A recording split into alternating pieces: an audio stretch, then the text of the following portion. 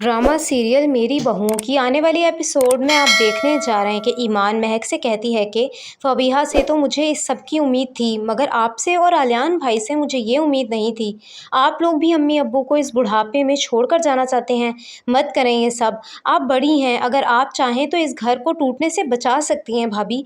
तो ये सुनते साथ ही महक कहती है कि ये फ़ैसला मेरा नहीं है, ये फ़ैसला आलियान का है। और देखो ईमान, इस घर में सभी अपने बारे में सोच रहे हैं, तो हम क्यों ना सोचें। और अम्मी अब्बू अकेले थोड़ी हैं, तुम हो ना उनके साथ। और अलमीर और फ़बीहा भी तो यहीं पर हैं, आते जाते रहेंगे वो भी इस घर में। तो ये सुनते साथ ही ईमान कहती है कि हाँ, मैं हूँ अम्मी अब्बू के साथ, मगर मैं बहू हूँ, उन्हें अपने बेटों की ज़रूरत है। उन्होंने बहुत कुछ किया है हम सब के लिए, उन्हें ऐसे तन्हा कर देना ठीक नहीं होगा।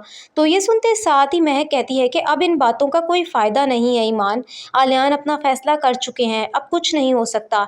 मैं चाहकर भी आलियान को ये फ़ैसला बदलने पर मजबूर नहीं कर सकती। तो ये सुनते साथ ही ईमान कहती है कि काश शावीर मेरी बात समझ पाता, तो कम से कम एक बेटा तो अम्मी अब्बू के साथ रहता, मगर मैं तो अपने शौहर को भी इतनी बड़ी गलती करने से नहीं रोक पा रही। तो ये सुनते साथ ही महक कहती है कि तुम एक बार फिर शावीर को समझाने की कोशिश करो। आलियान बता रहे थे कि वो लड़की ठीक नहीं है जिसके चक्कर में शावीर है।